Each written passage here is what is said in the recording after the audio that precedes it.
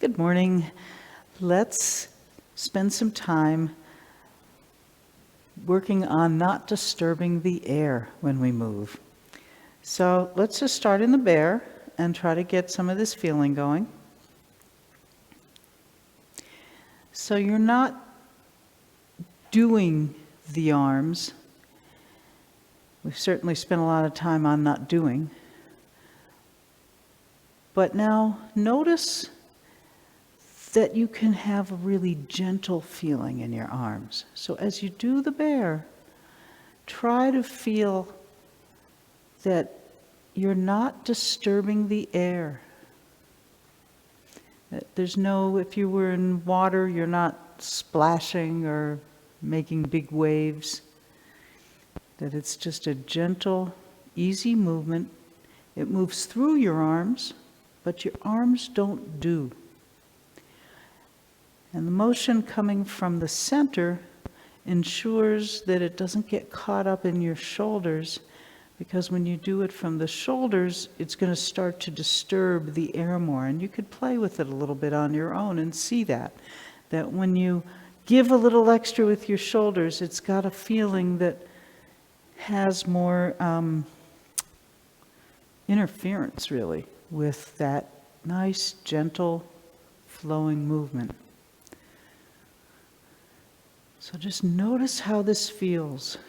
It should feel really relaxed, soft, gentle, easy. Doesn't mean your arms don't move. They absolutely move. But look at the path they take, and look at the feeling inside to figure out what it takes to not disturb the air. We sometimes use the image of having dandelion puffs at the ends of your fingers, and you want to keep them attached. So not stirring the air, moving through it as softly and gently and aerodynamically as you can.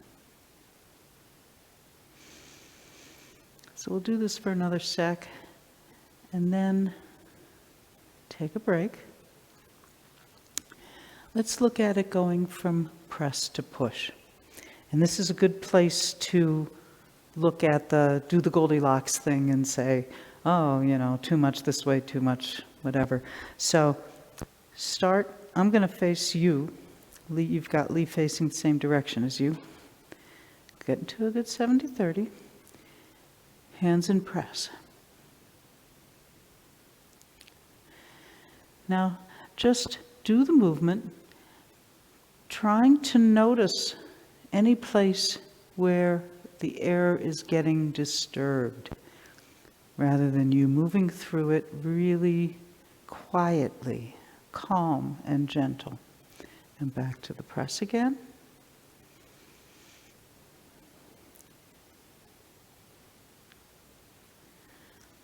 And as you do this, notice the path that your arms take.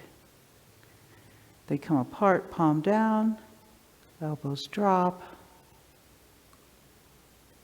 and then they come forward. And now I want to do it again. This time, I want you to use your arms. Do the kind of naive version of press to push so that you feel the difference. So when you sit into the back leg, you're going to take your hands apart and bring them back, and when you come forward, you're going to make your hands go forward. So do that a few times. You come apart, take your hands back, send your hands forward. And once more this way, noticing the path that the hands take. And now we'll do it the non-disturbance way. Hands turn palm down as you start sitting away. The elbows drop into your root and come forward. And again. Very different path.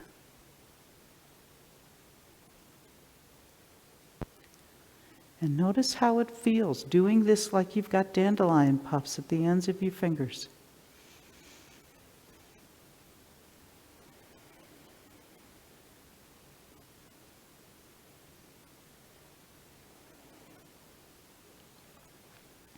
Rest your legs.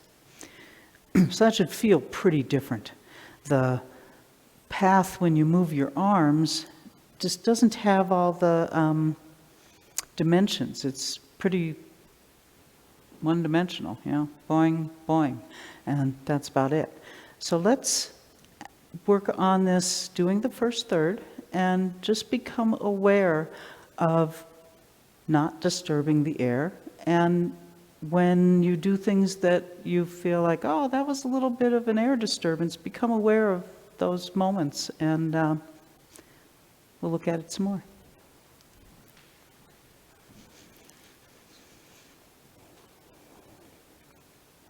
So I probably won't have much to say except to maybe just remind you what we're doing and bring your awareness back.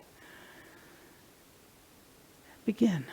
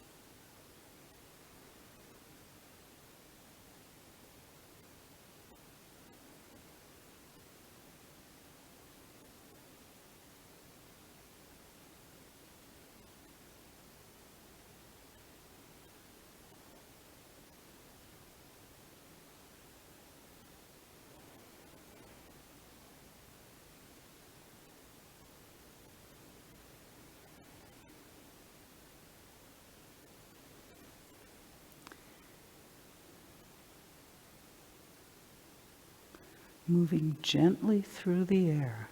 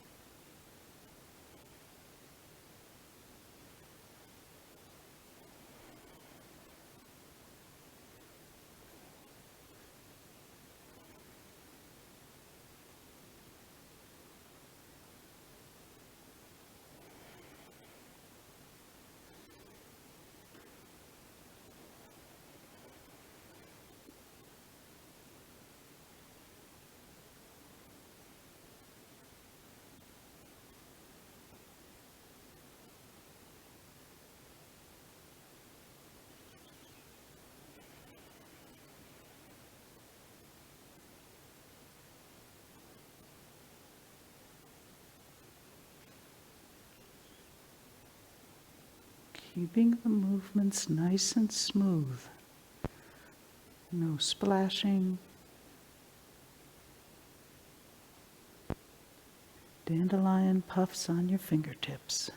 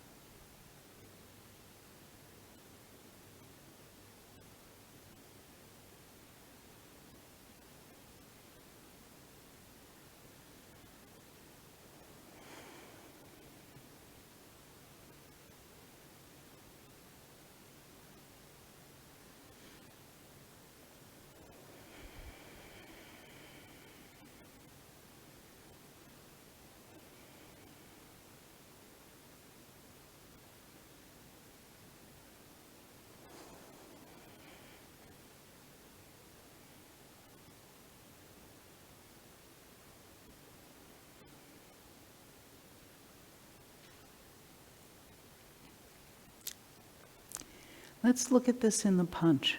There's a lot of stuff happening in the punch, and I think that's another good place to take a look at not disturbing the air as you move through it. So let's just take it from the last brush knee, and I'll face the same direction as you. You know how the move goes. Begin. Moving gently.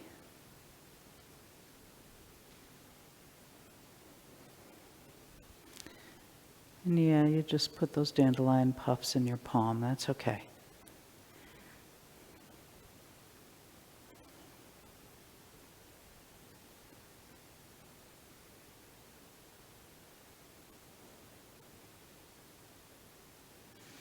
And again. Noticing all the little moments. Begin. How your hand drops, how the other hand turns. Gently squeezing a fist.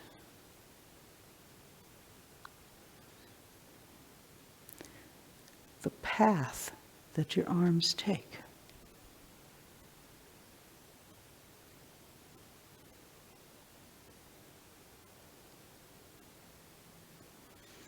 And once more.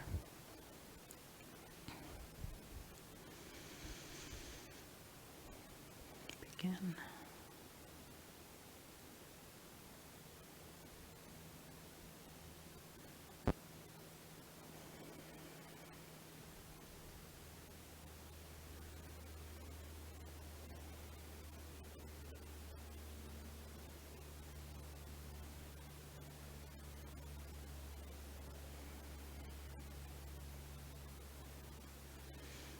And take a break.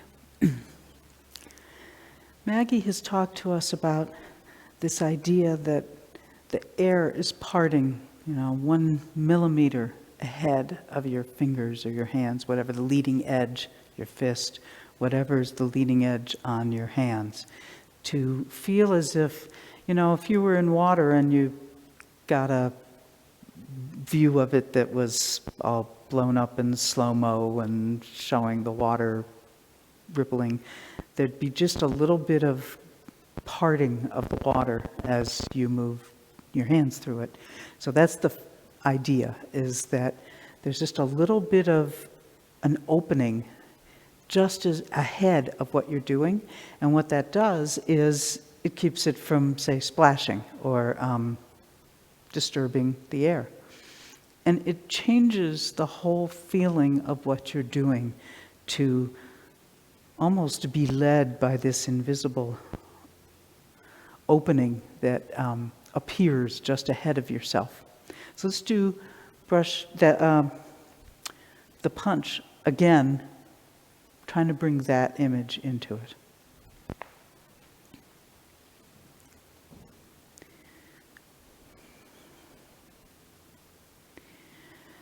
So begin as your hands dropping.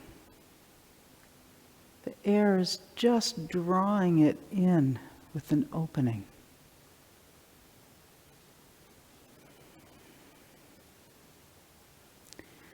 Letting that space just ahead of you create the place for you to move into.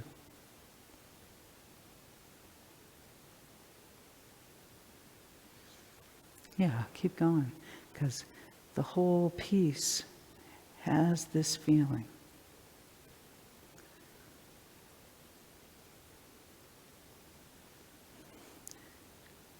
And let's take it from the brush knee again.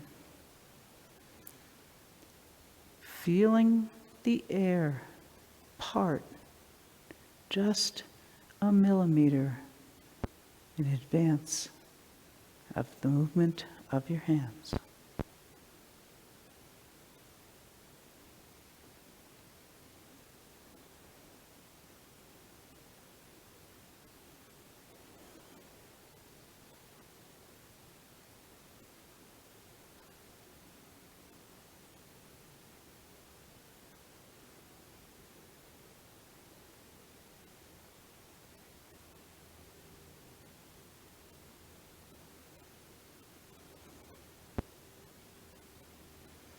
And let's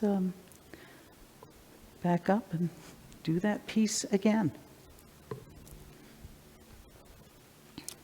Notice the path that your hands take. Begin.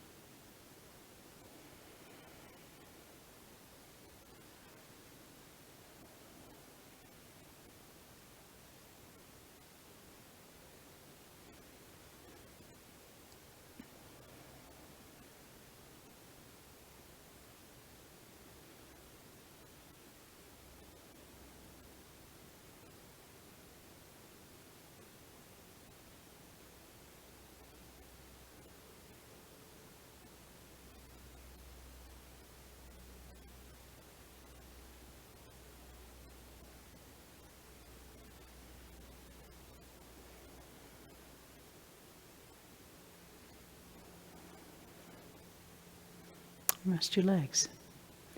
So you might have noticed how much more you need to really be directing your hands with your waist, dantian region. A place like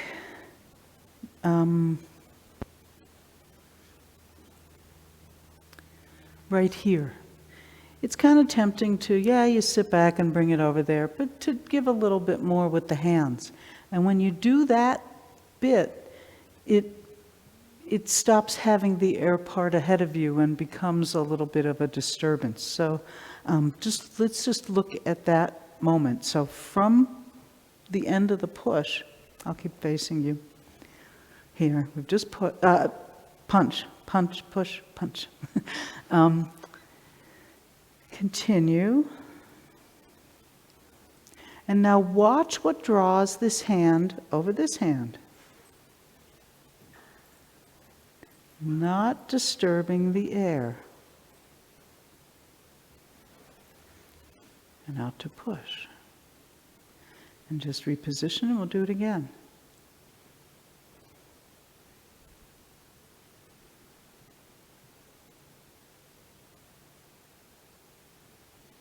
Once the hands cross, you bring everything back to the front and push. And one more time. Right away, what happens to your right hand when you let go of the fist? What's the path that it takes? And then how does this moment come into being? And back to the push. So there's a bit of a tendency to reach with this arm when you let go. As soon as I do that, I feel the disturbance coming up. So just try it so that you get aware of that sense. We're just going to do this very first part. As you open the fist and turn, let there be a little bit of a reach for somewhere. And notice how by doing that you create all this tension and it makes a disturbance. Now, soften this. Do it all softly. Don't think about where you're supposed to put your hands. Just get them to follow the movement of the waist as the air parts just ahead of your fingers.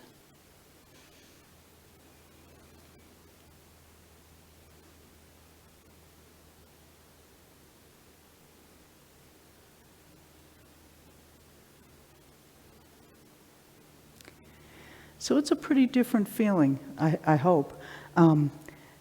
It's a lot softer, it's a lot gentler, and I think it makes the whole body a lot more relaxed.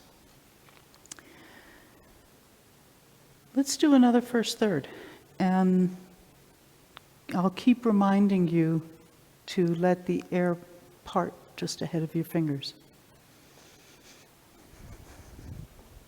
And it doesn't mean we have to go painfully slowly, although I'm always happy to go slowly. But what it really means is that you have to be paying attention. And sometimes when you go faster, you stop paying attention. But we'll try and go at a reasonable pace. Begin.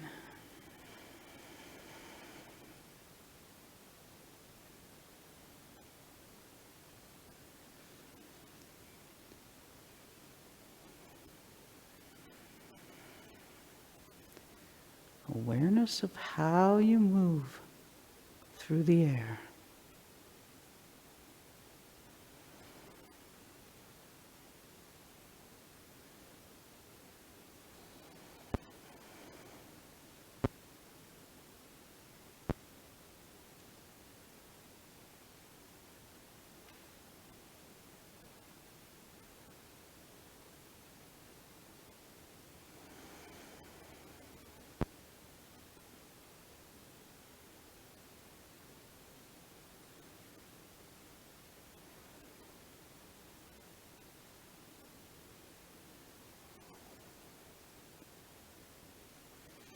The air is parting just ahead of your fingers.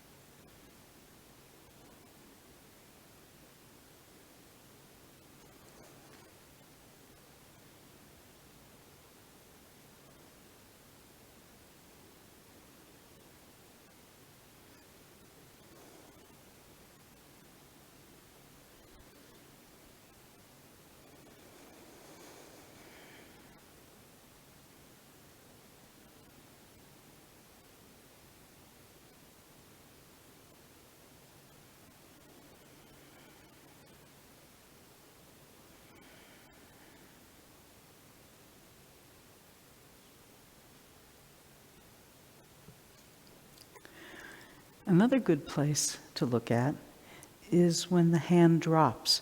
So I referenced aerodynamicism. So when this hand drops, it drops like it's slicing through the air gently. It hits bottom, it starts turning. Now it's coming up on this side so that it's still getting its way up through the air gently. And when it folds over, let the fingertips be the leading edge so that it continues to move smoothly through the air. And then, of course, at the conclusion of the move, the elbow drops and the palm comes forward. But let's look at those pieces and try to really get that same feeling of that aerodynamicism, the not disturbing the air, the puffs on your fingers, however you want to think about it, the air parting ahead of you. So from White Crane.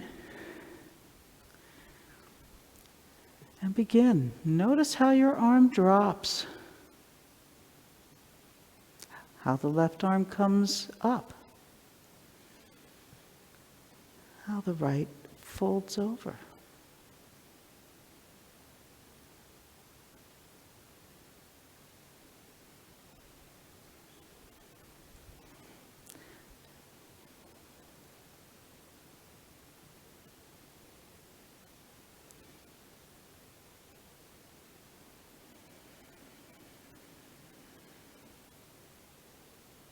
And again. How the right arm swings, front hand drops, rear hand folds.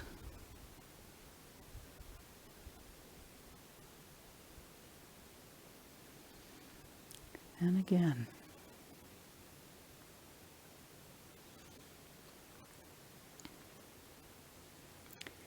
You don't have to control the path that your hands are taking. If you bring this level of awareness to how they move through the air, the path will reveal itself.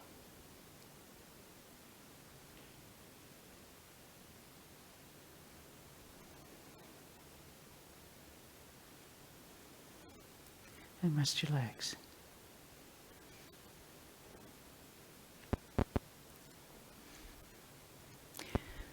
So this is really fun thing to play with. It should calm the mind, quiet the whole body, and get you really directing the movements from an authentic place.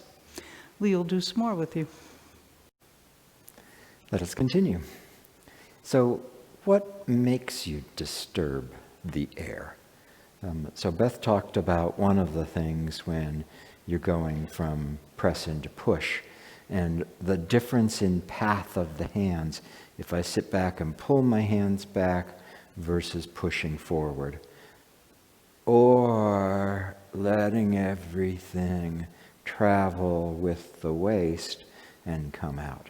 So one of the things that'll make you disturb the air is when you do with the hands. And so I want to pay attention to a couple little places where we often do with the hands. And the solution to doing with the hands is driven from the waist. So if you really work on anything that happens in the hands has to be either a reflection of what you're doing in the waist or supported by what you're doing in the waist. So there's no independent hand motion, then you'll find yourself disturbing the air a lot less. So the first one I want to look at is just going into rollback. And I'm going to face, I guess I'll face towards you so you can see. And I'm particularly interested in the backhand. So we're in ward off right, and we turn, and now it's this part.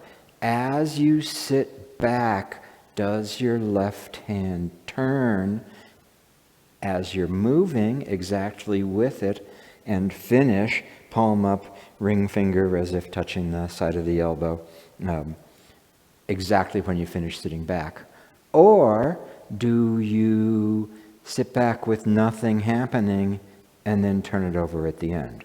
Or sit back, turn it over, and then just bring it back. This should be turning over all the way through there. And again, you can ratchet it.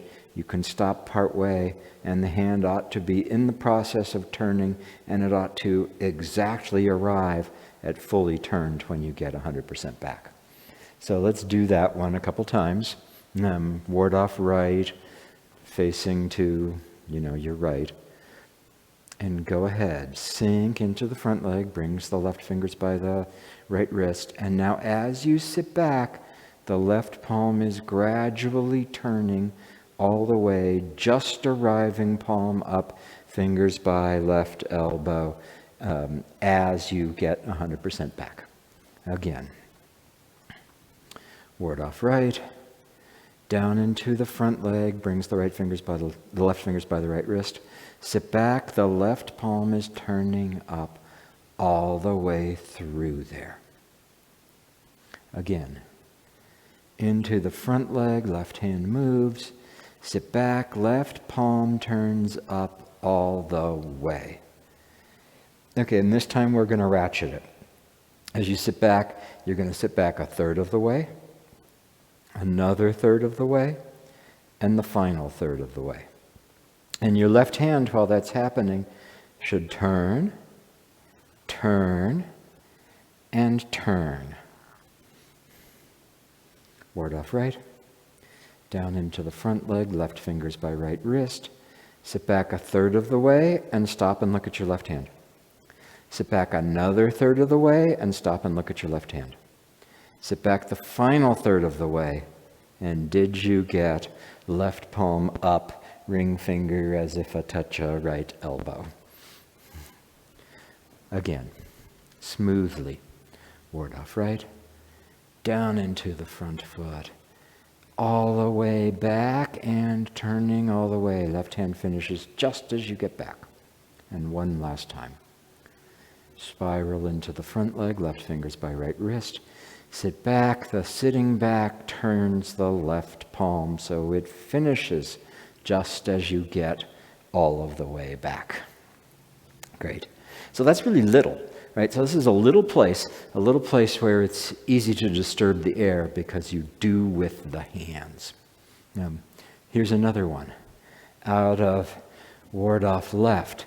When I shift forward, that moves my hands and turns the top hand over. And as I turn, the bottom hand turns. So I get right to the ball of air just as I turn to the right, and I'm ready to step. So, there's a bunch of ways of doing this.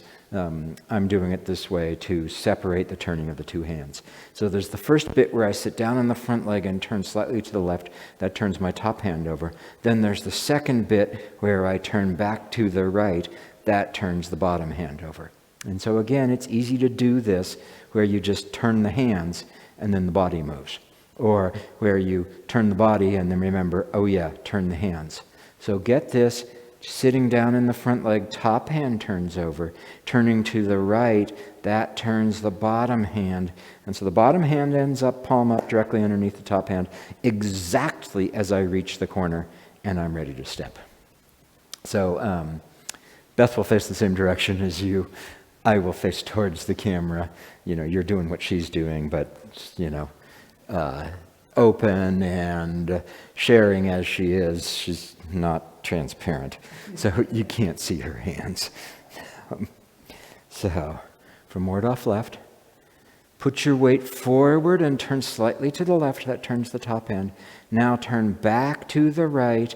That turns the bottom hand, pivots the foot. Just when the bottom hand is up, you've got the ball of air and you'd be ready to step. Back to ward off left. Into the front leg, turning slightly to the left, turns the left hand.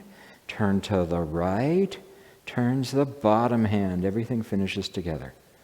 And once more, down into the front leg, turns the top hand, moves the bottom hand underneath it.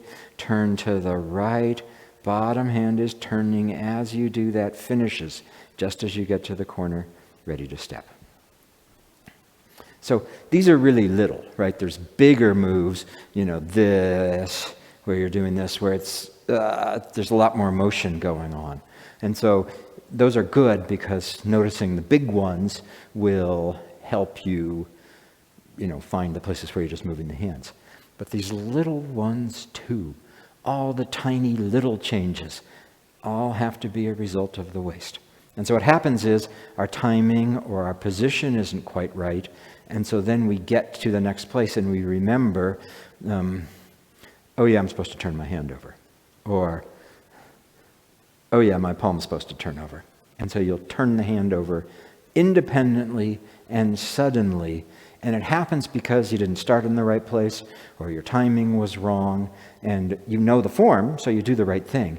But that moment of doing the right thing where you came from a place that wasn't set up correctly will make you disturb the air.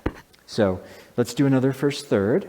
And all the way through this first third, every bit of hand motion, every change is driven by the waist.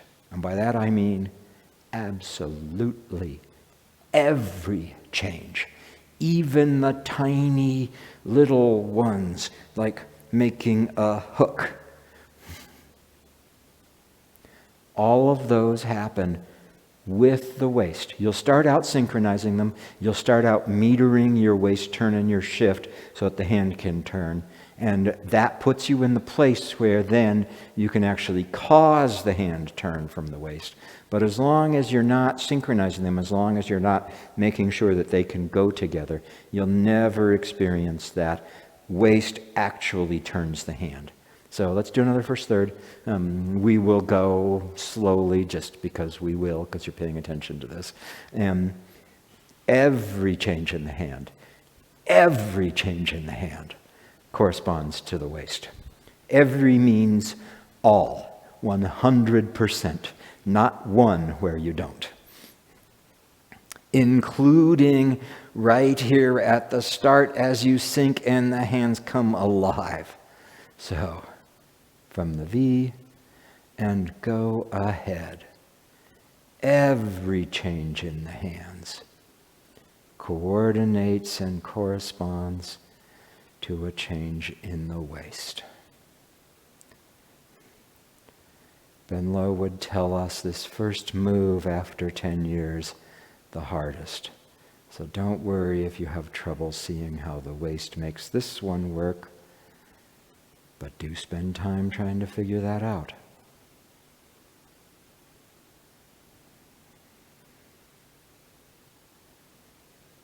Okay. Oh, the right hand is moving. Oh, so is the left. Everything goes together.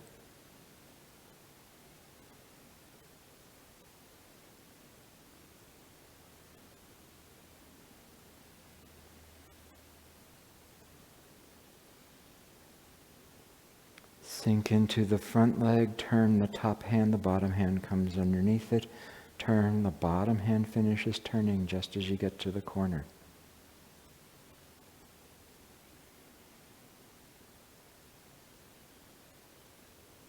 More weight into the front leg, left fingers by right wrist. Left palm turns up as you sit back.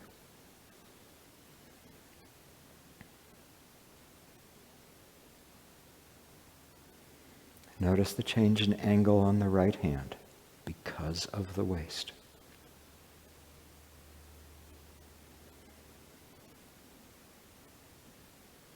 Watch the path of the hands, what Beth was working on.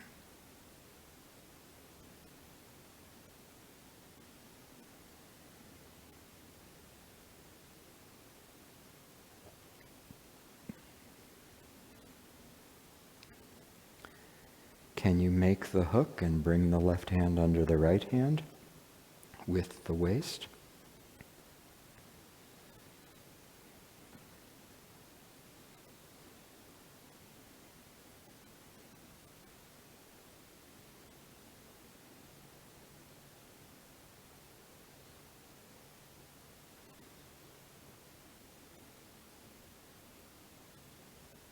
Did you notice opening the hook?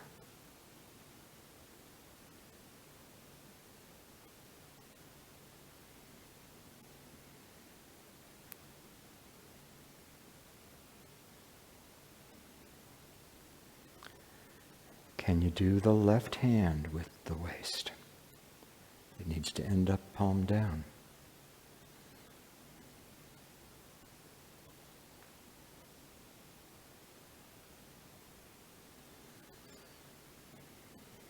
Pinky side of the right hand, palm up on the right hand, thumb side leading. How did the hand turn over? Fingertips, elbow, palm.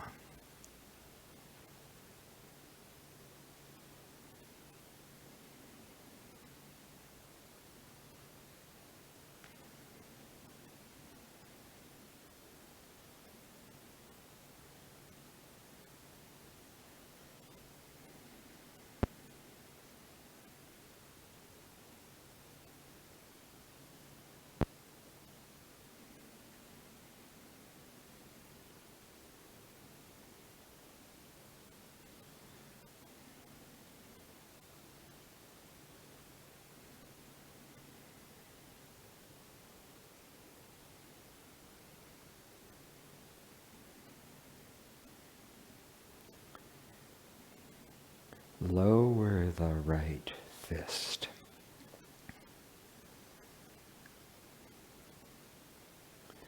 What Beth said, no striving with the right arm, either reaching or coming back to the cross hands place.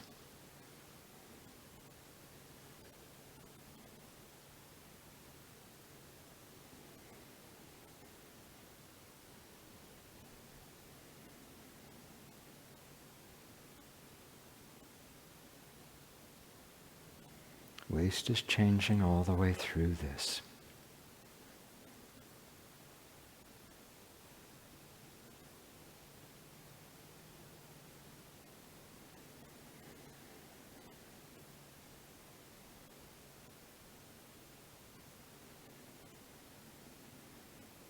And close.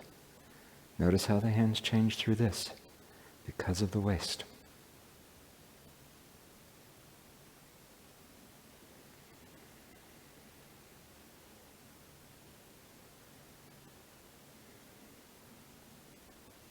Great. Now, of course, when I say because of the waist, I'm really referring to that whole complex of rooted in the feet, issued through the legs, directed by the waist. But if the waist isn't doing anything, then for sure you're not tapping the earth's strength and using that to drive the movements. So you gotta have something happening with the waist for everything, all the little changes.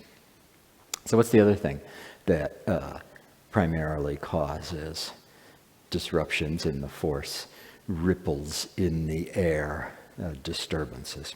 And that's not having your separation of weight and not having your balance. So what'll happen is you're using both legs, and when it's time to take a step, you won't be able to do it smoothly. So I'm in shoulder strike. I'm not actually in shoulder strike because I'm using both legs. And when I come through here to white crane, I'll discover that I'm still using that leg, and I have to make a sudden change.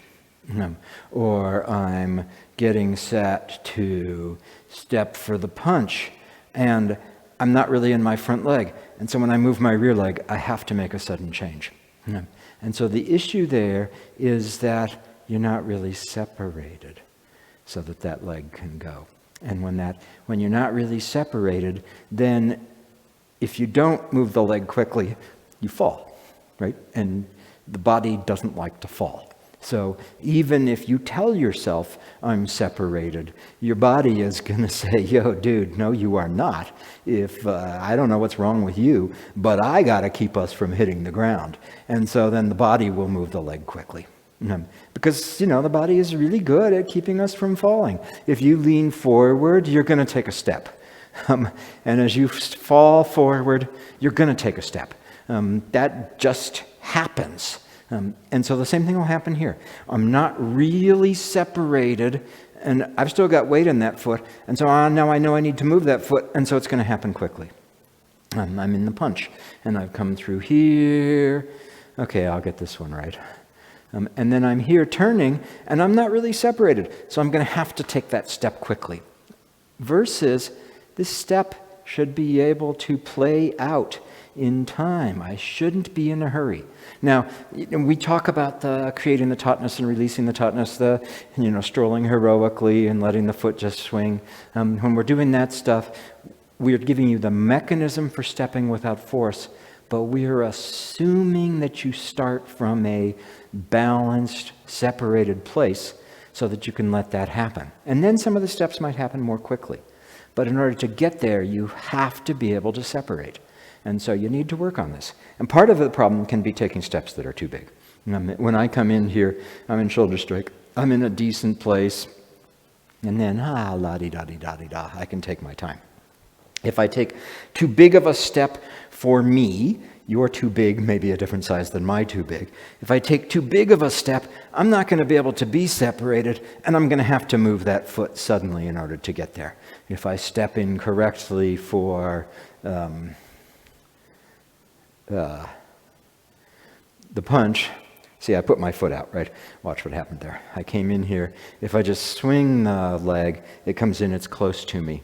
If I do, of course there's a disturbance in the air. When I do, if I step out too far, now I'm not going to be able to be separated. And right here, I've still got weight in this leg. And so I'm going to have to move it quickly, or else my body will take over and move it quickly, or else I can force myself to fall. But, that's embarrassing, and it gets your clothes dirty, and there's all kinds of reasons we don't like to do it. So take smaller steps. Let the step be small, nice and easy.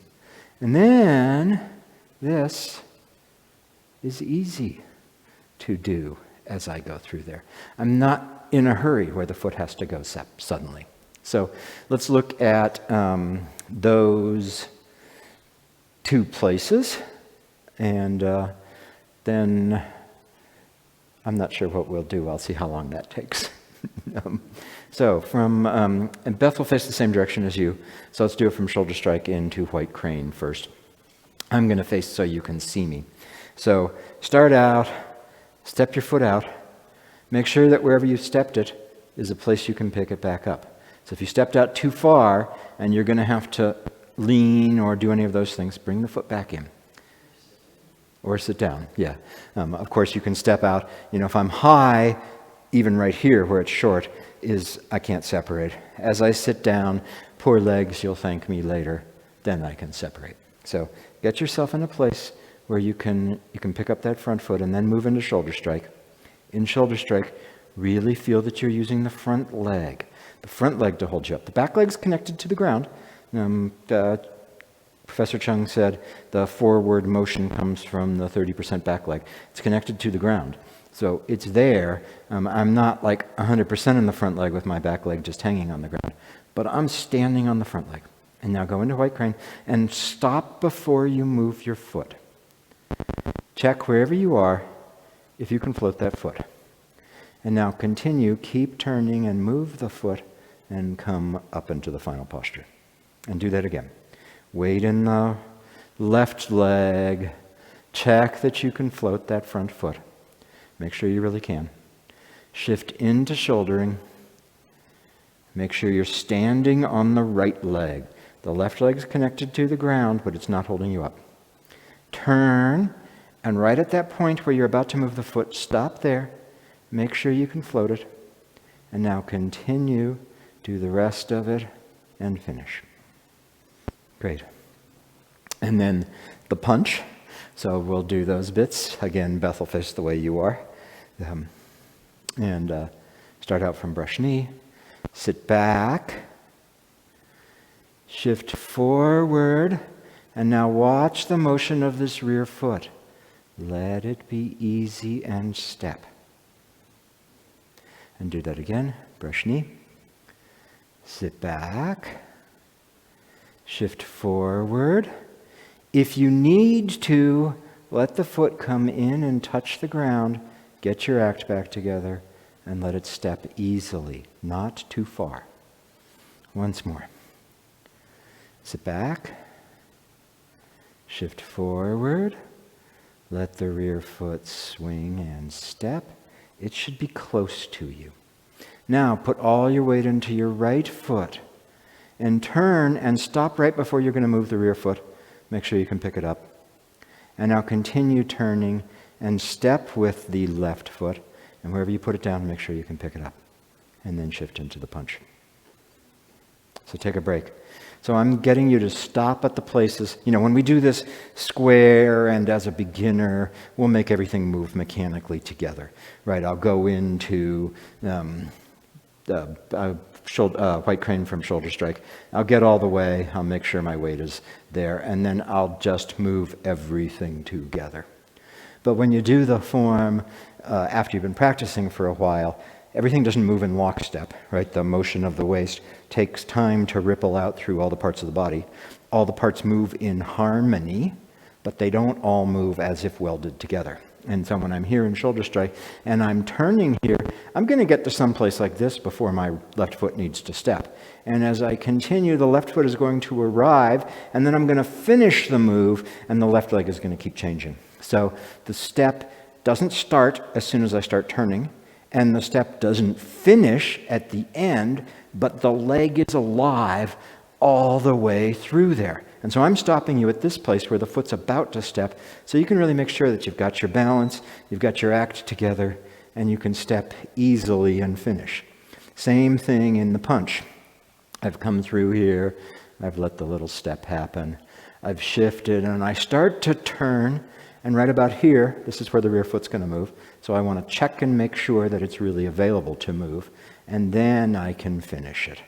If you think this needs to go in lockstep, then it's going to be much harder to actually get that. That demonstrates the separation, but it's not actually how the form works. So I want to stop you at this place in the punch where you're about to move the rear foot, and check and make sure that you're really separated. And then continue, and when it touches down, make sure that it's really separated so that you find, if you're having to do that, where I had to move my foot suddenly in order not to fall. And of course, when I did that, there's weight in that. I'm not going to be able to pick it up without moving. So again, from the second brush knee, sit back, shift forward, let the rear foot swing. Should be close to you. Shift and turn and stop right where the foot's going to step and check that you can float it. And now continue and stop when the foot touches down and make sure you can still pick it up. And then punch. So the places like that where your balance isn't right and your separation isn't right are going to force you to make a splash in the pool of air and chi that's all around us. And we're trying to find what makes us splash, right? It's easy to splash, but how come you splashed? And so the separation and the balance can have a lot to do with that, and it's usually because you didn't get the setup right, because you stepped to the wrong place. And so then now my feet are too far apart, and I'm not really going to be able to separate that, and so I'm going to have to lug the thing around. Go ahead and do it not quite right if it helps you stay relaxed, balanced, and separated. And so, for example, as I'm coming forward here, if I'm not quite right, go ahead and let the foot just touch down there, not putting any weight in it, and then let yourself step. Versus, if I'm not quite right here, I moved my foot out so I'm farther. Now I'm not really separated. So damn it, I am not going to touch the ground. I've been doing Tai Chi for N years, and I am not going to do this thing, and so I'm going to do that. Because that is way better than touching the ground and admitting to myself that I wasn't separated, because I've been practicing Tai Chi for a long time, and I would never do that wrong. So go ahead and let yourself invest in loss. Go ahead and let yourself make a technical mistake in the service of following the principles and staying relaxed and doing it correctly. So if I need to let my foot touch down there for a second, so that now I'm still upright and balanced, and then I can step, to a place where I can step empty, that is infinitely better than refusing to do that and hauling that leg through with force. So, and then you've earned your N years of doing Tai Chi, because you'll actually stay relaxed, centered, balanced as you're doing this. So let's do another first third to wrap this up. And so soft and so relaxed that you don't even disturb the air. And all the little changes happen because of the waist. And you really, truly separate and let the steps be easy. Oh, and probably smaller than when you're not separated.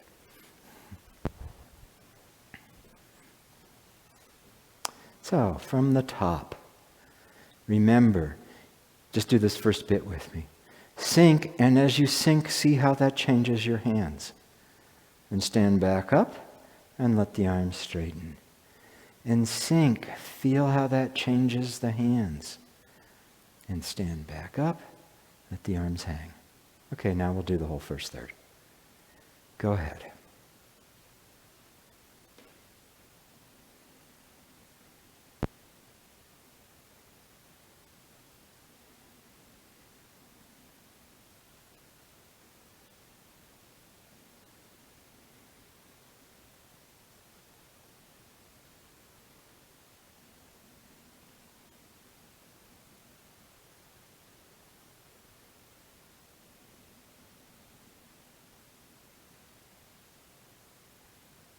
The waist moves the hands.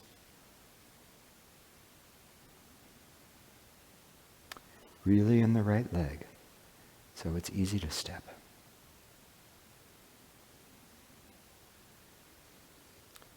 The waist turns the top hand, the waist turns the bottom hand. Easy to step.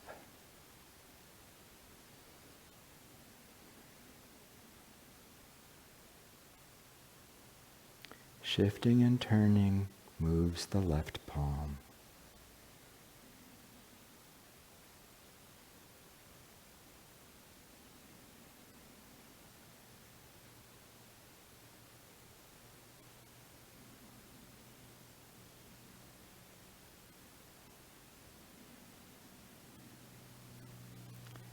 Feeling the air part right in front of your hands. You'll feel it on the pinky side of the left hand and the thumb side of the right. You'll feel it in the right elbow.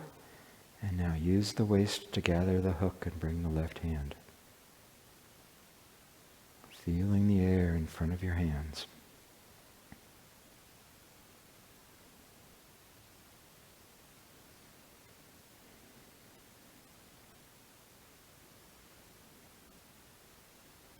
Lifting hands.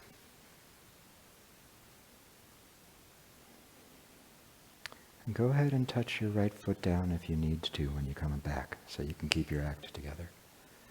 Step. Make sure you're really out of the left foot, so it's easy to step with it. Aerodynamic path in the right hand. Air in front of the palm of the left hand. Right fingertips leading.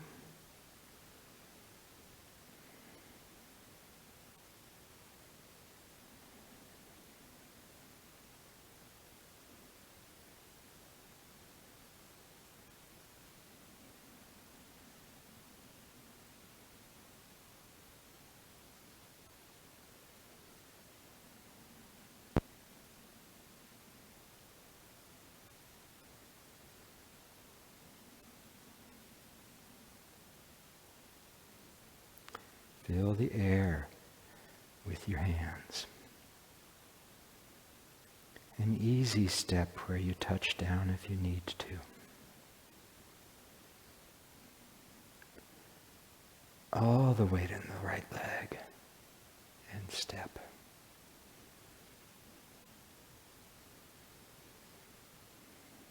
Use the waist to open the right palm. Use the waist to get to cross hands.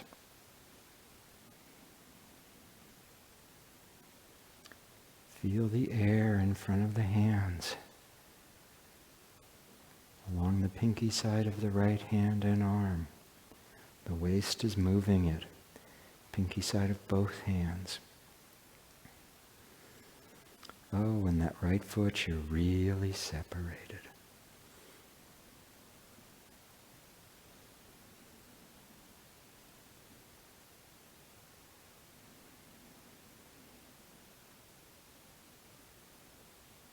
And close. Watch how the waist moves the hands.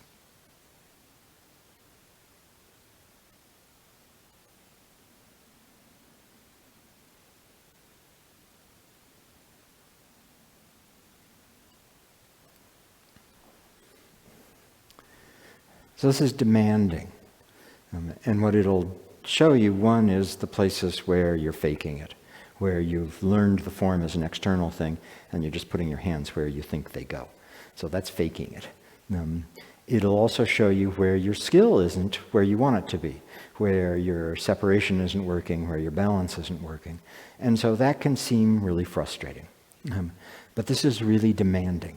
And so if you work on those areas, if you let them be acknowledged, and then you work on doing your Tai Chi better, Tai Chi will get a lot more fun. It gets a lot more interesting.